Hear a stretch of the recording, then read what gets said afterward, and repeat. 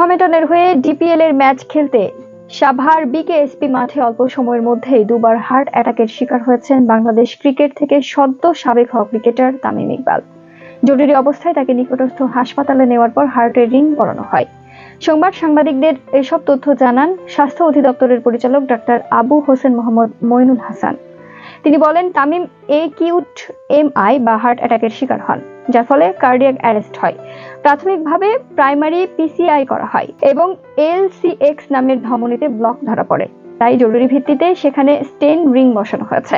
এর মাধ্যমে ব্লকেজ কমে গিয়ে হার্টে রক্ত প্রবাহ বাড়বে, যা তাকে দ্রুত সুস্থ হতে সহায়তা করবে।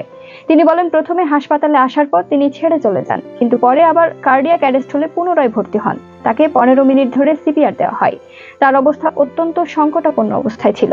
তার অবস্থা বর্তমানে উন্নতির দিকে। সোমবার সকালে ঢাকা প্রিমিয়ার লিগ ম্যাচ খেলতে বিকেএসপি 3 নম্বর মাঠে ছিলেন তামিম ইকবাল। টস হওয়ার কিছুক্ষণ পরে কিছুটা অস্বস্তি অনুভব করেন তামিম। এরপর পরিস্থিতি খানিক অবনতি হলে তাকে ঢাকায় আনার উদ্দেশ্যে হেলিকপ্টার আনা হয়।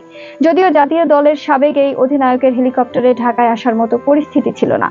এদিকে জাতীয় ক্রিকেট দলের সাবেক অধিনায়ক তামিম ইকবালের সার্বক্ষণিক খোঁজ নিচ্ছেন প্রধান উপদেষ্টা অধ্যাপক মোহাম্মদ ইউনূস।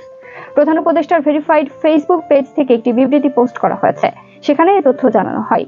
প্রধান উপদেষ্টার পক্ষে deputy press secretary Abul Kalam Azad Majumdar Bangladesh cricket বোর্ডের প্রধান নির্বাহী কর্মকর্তা নিজামুদ্দিন চৌধুরীর সঙ্গে কথা বলেছেন। অপরদিকে লাসিথ মালিঙ্গা শুভকামনা জানিয়েছেন। খেলোয়াড়ি জীবনে বহুবারই তামিম ইকবাল এবং লাসিথ মালিঙ্গা খেলেছেন একে অন্যের বিপক্ষে। তবে 22 গজের ক্রিকেট থেকে দুজনেই এখন অবসরে। তামিম ইকবাল অবশ্য খেলছেন ঘরোয়া এবং ফ্র্যাঞ্চাইজি ক্রিকেটে।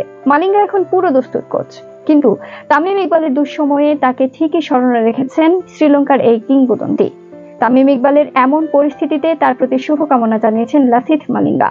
নিজের ফেসবুক পোস্টে লিখেন, সবসময় মাঠে যেমন লড়ে গিয়েছো সেভাবেই লড়তে থেকো। তামিমের জন্য বার্তা পাঠিয়েছে আইপিএল এর দল কলকাতা নাইট রাইডার্সও। নিজেদের ফেসবুক পেজে তামিমের ছবি যুক্ত করে তারা লিখেছে, দ্রুত সুস্থ হও তামিম ইকবাল। পুরো ক্রিকেট মহল তোমার জন্য প্রার্থনা করছে।